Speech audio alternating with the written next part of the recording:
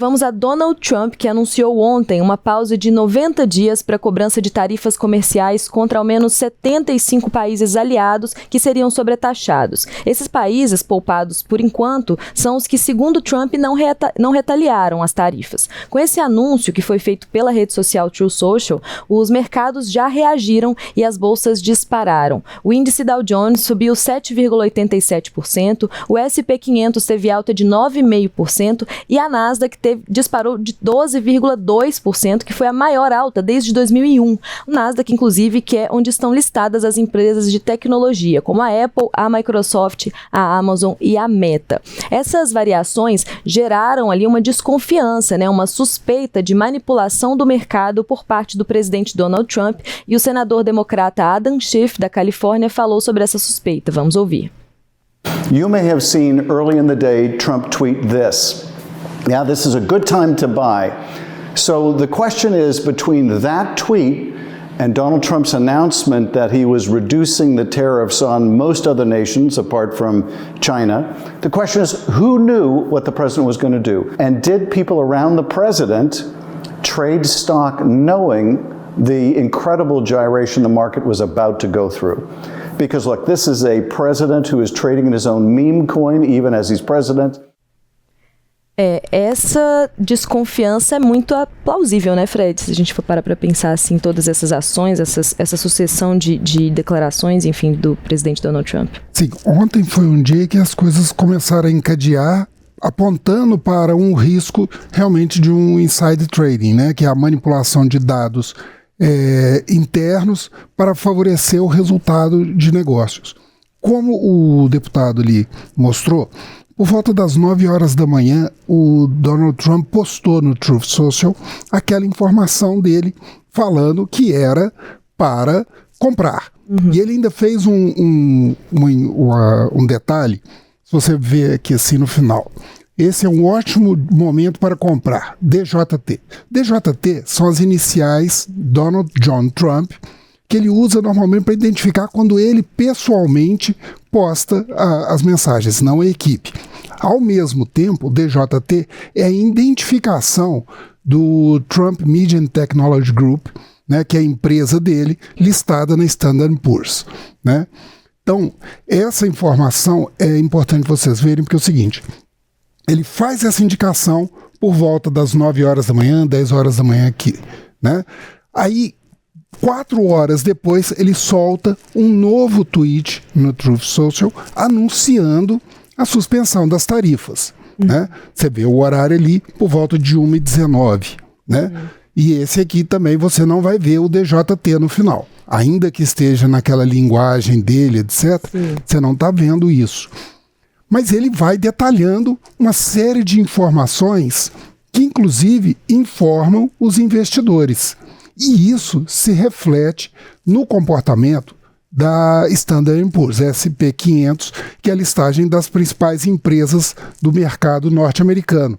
E a gente pode ver esse comportamento das ações ao longo do dia, comparando com os horários.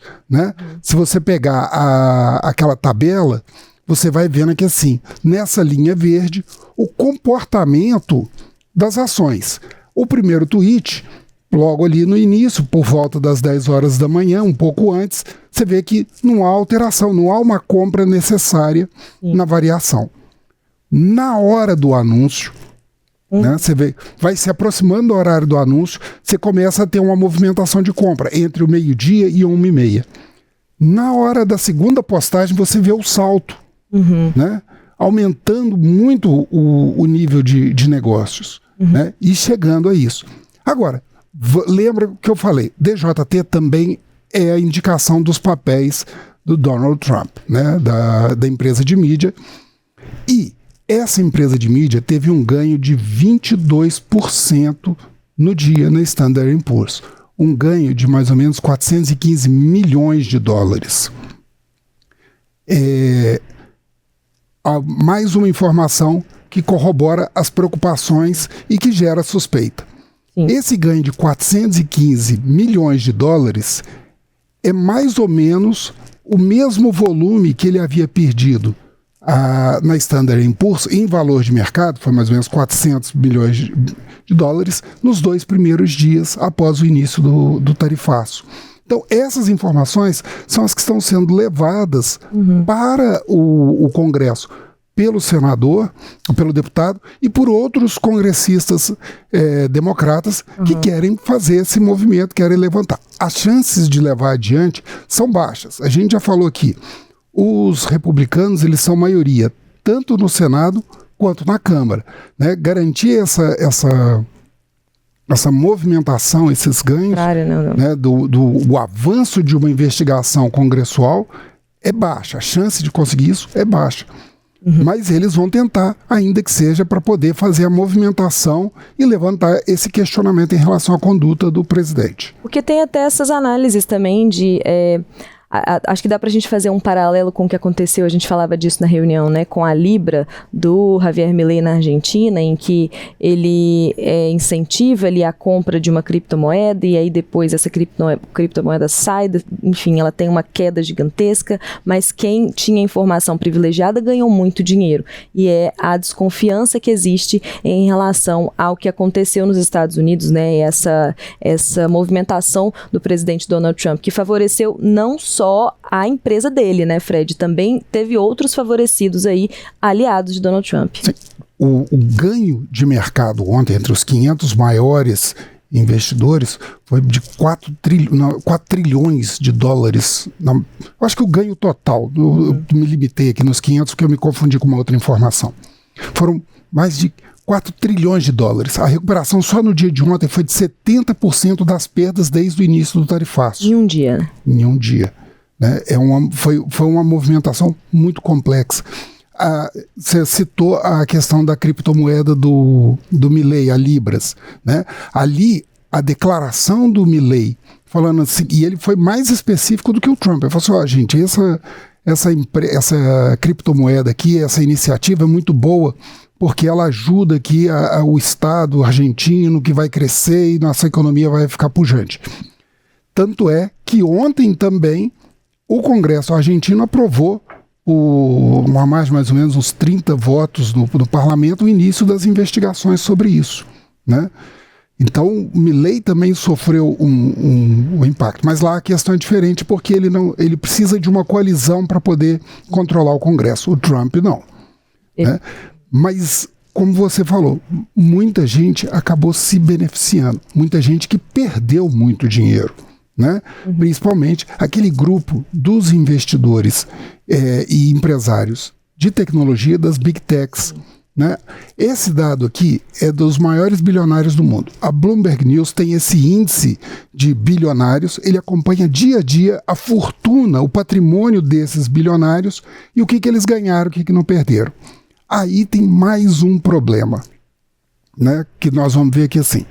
Vamos lá, aqui tem as pessoas são muito próximas do governo Trump, né? Elon Musk, da Tesla, Jeff Bezos, da Amazon, Mark Zuckerberg, da Meta, Facebook, Warren Buffett é um banqueiro e investidor multi, Larry Ellison, da Oracle, e o Bill Gates, da Microsoft. Aqui na primeira coluna nós estamos vendo o patrimônio deles líquido, atualizado dia a dia pela Bloomberg.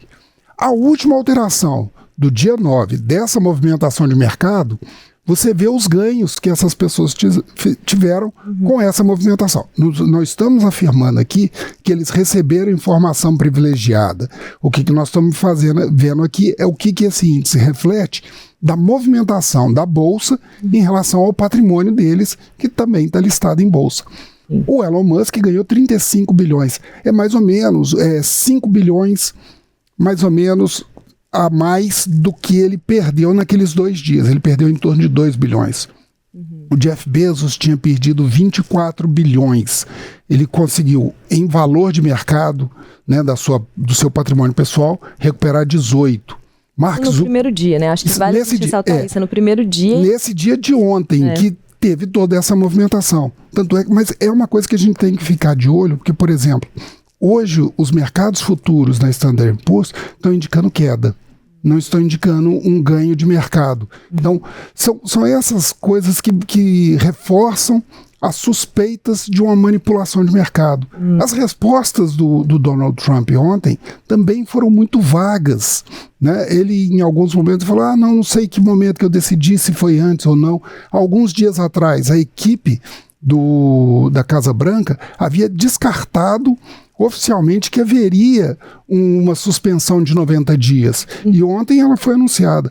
A porta-voz da Casa Branca, Karoline Leavitt, ela falou assim, não, isso é o estilo de negociar do Trump. Então, assim, não houve uma afirmação categórica ontem, né? Nem uma negativa, nem uma explicação que pudesse diminuir essa ansiedade e esclarecer esse fato.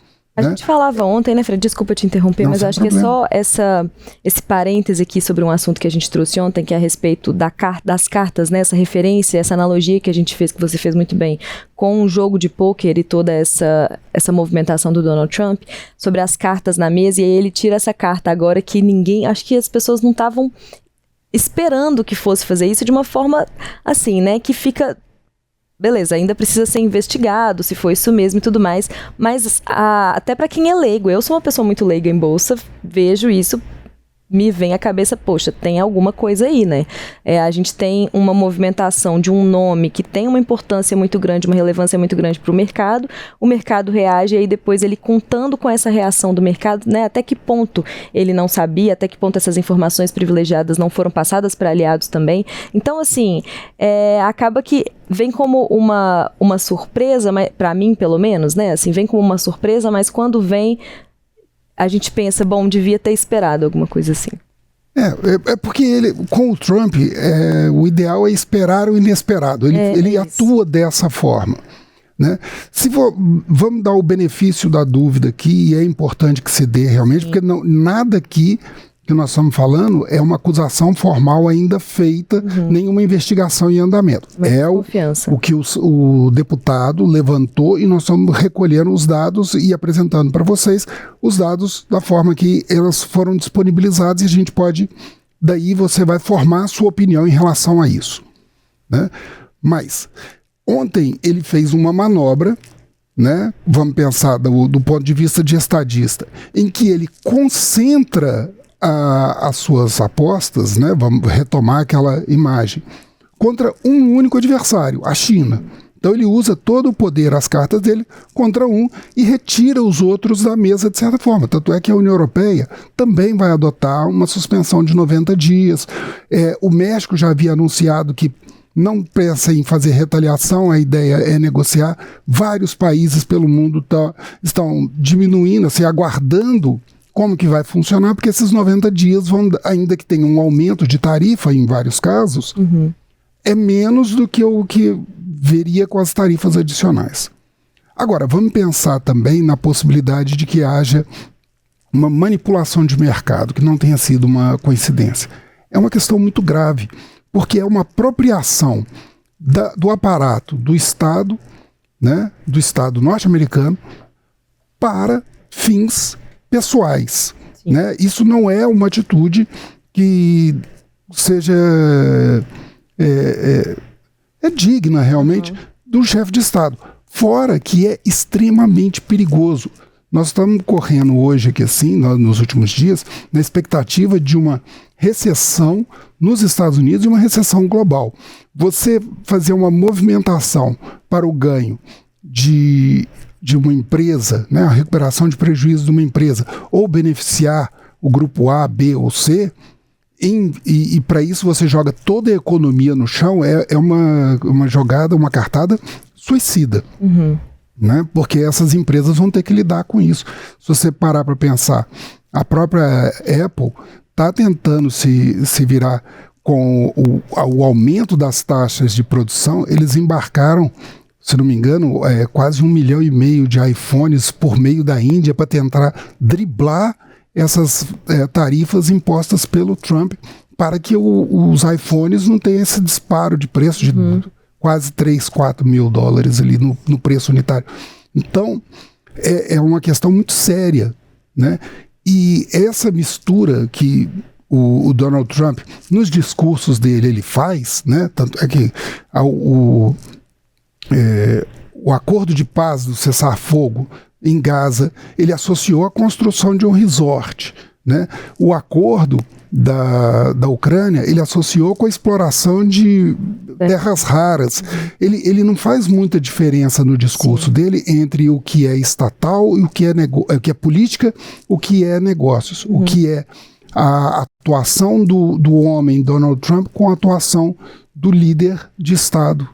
E aí fica assim, né, Fred, pelo menos para mim, uma dúvida de o homem de negócios tá pensando 100% ali e usando o aparato do Estado conscientemente, ou ele tá pensando puramente como um homem de negócios e não entendeu ainda muito bem essas consequências dessa política, o que para mim me parece muito difícil, porque ele já foi presidente antes, né, ele já teve um mandato começou em 2016, então assim, 2017, perdão. Então ele não me parece que ele tenha feito isso numa inocência das consequências das ações dele, mas claro, né, não dá pra gente falar que foi por esse motivo específico de manipulação de mercado, mas outros ganhos que possam vir aí agregar aos negócios dele também nos Estados Unidos, né? Isso. Com a experiência de presidente e com a experiência de homem de negócios, ele sabia que o que ele estava fazendo poderia impactar o mercado. Né? Ele sabia que o post dele do meio-dia, lá de 1h da tarde, seguramente faria uma reversão das expectativas da Bolsa, como fez, e fez inclusive nos mercados asiáticos dessa noite para manhã de hoje aqui no Brasil. Né? Então houve. Se ele fez essa primeira postagem como uma sinalização de negócios, é um crime na legislação americana e seria crime inclusive na nossa legislação. Né? E pior, essa manipulação da maior potência do planeta, com a capacidade que ela tem de interferir em toda a economia e na condução da vida dos países, é um ato extremamente temerário e perigoso. Ele domina essa informação, ele sabe o que é. Agora, ele tem planos muito específicos. Um dos planos que já é muito claro dele é de um domínio republicano, principalmente do grupo dele mais específico. Tanto é que ele tem mexido com retirada de apoio ao serviço público, orientando tarifas que beneficiem os estados pêndulo que votem nele, né? Fez algumas mudanças na lei eleitoral, inclusive para que beneficiasse o registro e excluísse o registro de imigrantes ou dificultasse o registro de imigrantes legais para comprovar a votação. Então, um plano de permanência no poder ele tem. Se ele usou ontem, é uma coisa que seria muito bom que o Congresso dos Estados Unidos abrisse uma investigação e deixasse claro, até para o bem do governo Trump.